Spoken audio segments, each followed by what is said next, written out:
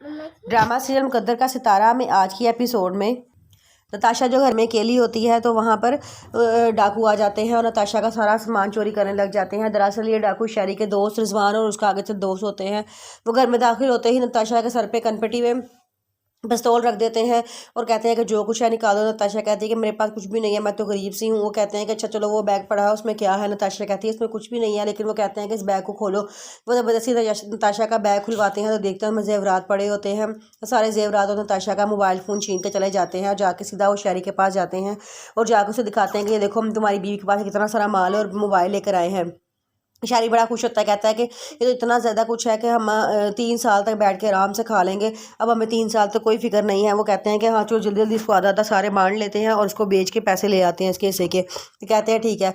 फिर शारी ये सब कुछ काम निपटाने के बाद जब घर जाता है तो वहाँ नताशा बैठी रो रही होती है और उसे कहता है कि तुम्हें क्या हुआ है। नताशा कहती है कि आज घर पे डाकू आए थे, मेरा सारा कुछ चोरी करके ले गए हैं। शारी कहता है कि तुमने मुझे फ़ोन क्यों नहीं किया, तुम मुझे फ़ोन करती, मैं पुलिस को लेके आ जाता। नताशा कहती है कि मुझे क्या पता तुम कहाँ पे होते हो, और वो मेरा मोबाइल भी उन्होंने आते साथ ही पकड़ लिया था, मैं तुम्हें कैसे कॉल करती। शारी कहता है तो बहुत बड़ा नुकसान हो गया है हमारा, चलो कोई बात नहीं, अब क्या हो सकता है। फिर उसके बाद शारी वो कहती है कि बहुत शर्म चाहती है कि मेरा मोबाइल कहाँ है, मेरा मोबाइल नहीं मिल रहा, मेरा मोबाइल भी चोर साथ ले गए हैं। शारी कहता है अच्छा चलो मैं तुम्हें नया मोबाइल आया तो तुम परेशान ना हो। शारी बैठ जाता है, अपने दोस्त रिजवान को फ़ोन करता है, कहता है कि तुम्हें तो मोबाइल लेके जाने की क्या ज़रूरत थी, तुम कम से कम मोबाइल तो छोड़ देते। वो कहते हैं कि हाँ उसका मोबाइल मेरे पास पड़ा है, आकर ले जाओ। तो शारी कहता है बेवकूफ़ इंसान वो नताशा है, उसको हर बात याद रहती है, उसको याद है उसने टेबल पे मोबाइल रखा था और अब वहाँ पे नहीं है। तो वो कहता है कि कोई बात नहीं यार, तुम्हारे पास इतने पैसे आ गए, उसको एक नया मोबाइल खरीद के दे दो। तो शारी कहता है अच्छा चलो ठीक है, मैं कुछ ना कुछ करता हूँ। दूसरी तरफ फैज़ान का निकाह होता है रात को उसकी दोस्त रिमशा के साथ। फैज़ान ने वहाँ जाना होता है तो हादिया कहती है कि आज आप इतनी लेट आए हैं। फिर कहता है कि हाँ बस मेरी तो दोस्त की तबीयत ठीक नहीं हुई थी इसलिए मैं लेट हो गया। हादिया कहती है कि अच्छा चलो ठीक है। वो कहता है कि तुम अभी तक सोई क्यों नहीं हो। हादिया कहती है कि मैं आपका इंतज़ार करती थी। तो फैज़ान कहता है तुम्हें सो जाना चाहिए था ना। मुझे पता है मैं इतना टेंशन में हूँ, तुमने आते सारे सवाल जवाब शुरू कर दिए हैं।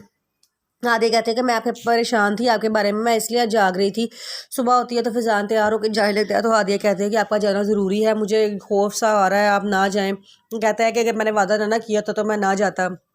आधे कहते हैं अच्छा चले बताएं आपका दोस्त किस हॉस्पिटल में है।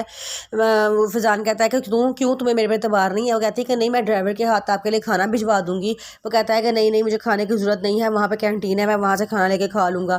फिर वो कहती है कि चलो मैं भी आपके साथ चलती हूँ। फैज़ान कहता है कि तुम वहाँ जाके क्या करोगी। वो कहती है कि इसी बहाने आपके साथ आउटिंग का थोड़ा सा बहाना मिल जाएगा। वो कहता है कि नहीं नहीं तुम्हें जाने की कोई ज़रूरत नहीं है, मैं खुद चला जाऊँगा, और एक बात याद रखो मैं आज रात नहीं आऊँगा, अपने दोस्त के पास ही रुकूंगा। हादे कहते हैं क्यों, उनकी फैमिली में क्या कोई नहीं है रुकने वाला।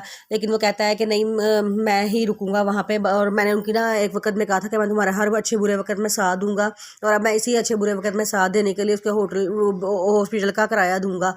तो कहती है कि अच्छा ये तो बड़ी अच्छी सोच है। फिर वो कहती है चले आपको एक वादा करना पड़ेगा। फैज़ान कहता है कि क्या।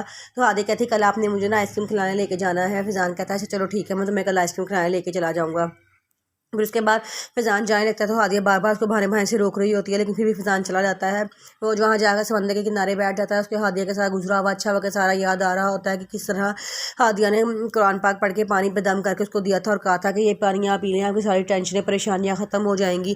तो उसको याद आता है कि उसको अपनी बीवी को धोखा नहीं देना चाहिए, लेकिन वो बड़ा मजबूर होता है। उसी टाइम पर रिमशा की फ़ोन आ जाती है, वो वहाँ पर तैयार होकर दुल्हन बन के खड़ी होती है और फैज़ान का इंतज़ार कर रही होती है। उसे कहती है कि तुम आए क्यों नहीं हो। फैज़ान कहता है कि मैं आ जाऊँगा, अगर मैंने कहा है कि मैं आऊँगा तो मैं लाजमी आऊँगा। वो कहती है कि नहीं मैं मुझे तो आप पे पूरा यकीन है, लेकिन मेरे मामा को यकीन नहीं था, वो बार बार कह रही थी कि फ़ोन करो फ़ोन करो।